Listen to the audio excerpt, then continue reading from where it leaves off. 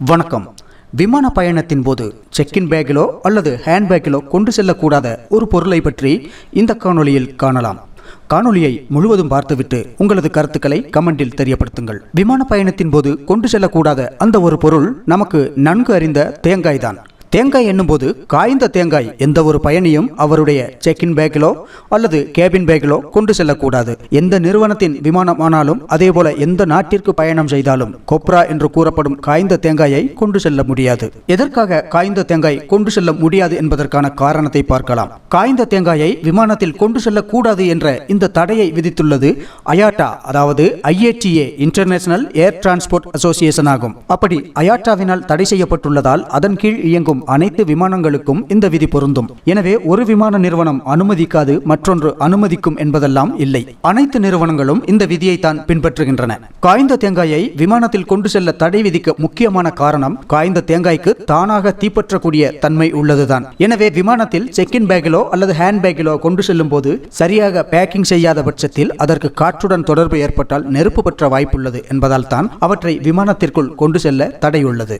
வேண்டுமானால் கார்கோ மூலமாக கொண்டு செல்ல முடியும். அதுவும் மிக குறைந்த அளவு மட்டுமே கொண்டு செல்ல முடியும். அதோடு சரியான முறையில் பேக்கிங் செய்யப்பட்டிருக்க வேண்டியது அவசியம். அயாட்டா ஏராளம் பொருட்களை டேஞ்சரஸ் குட்ஸ் என்று பட்டியல் படுத்தியுள்ளது. அந்த டேஞ்சரஸ் குட்ஸ் என்னும் அடிப்படையில் தான் இந்த கொப்ரா என்ற காய்ந்த தேங்காயும் தடை செய்யப்பட்டுள்ளது. மனிதர்களுக்கோ அல்லது சுற்றுப்புறத்திற்கோ ஆபத்துகளையும் விபத்துகளையும் விளைவிக்கக்கூடிய விதத்திலான பொருட்களைத்தான் அயாட்டா டேஞ்சரஸ் குட்ஸ் என்று குறிப்பிடுகிறது. டேஞ்சரஸ் குட்ஸ் என்று குறிப்பிடும் போது அதில் ஏராளம் கிளாசிபிகேஷன்கள் உள்ளன. அதில் கிளாஸ் 4 இந்த காய்ந்த தேங்காய் சுயமாக நெருப்பு பற்றிக் கொள்ள வாய்ப்புள்ள பொருட்கள் என்னும் பிரிவில் சேர்க்கப்பட்டுள்ளது. எதனால் காய்ந்த தேங்காய் கொண்டு செல்லக்கூடாது, காய்ந்த தேங்காய் கொண்டு செல்லக்கூடாது என்று கூறுவது சரிதானா என்னும் சந்தேகம் பலருக்கும் எழலாம். எனவேதான் இந்த விளக்கங்கள் இங்கு கொடுக்கப்படுகின்றன. காய்ந்த தேங்காயில் 40% வரை எண்ணெய் உள்ளதாக கூறப்படுகிறது. எனவே தானாக பற்றிக்கொள்ள அதிக வாய்ப்புகள் உள்ளன என்று கூறித்தான் இது தடை செய்யப்பட்டுள்ளது. இந்த நேரத்தில் பலருக்கும் இயல்பாக தோன்றக்கூடிய ஒரு சந்தேகம் பச்சை தேங்காய் கொண்டு செல்ல முடியுமா என்பதாகும். நிச்சயம் பச்சை தேங்காய் கொண்டு செல்லலாம்.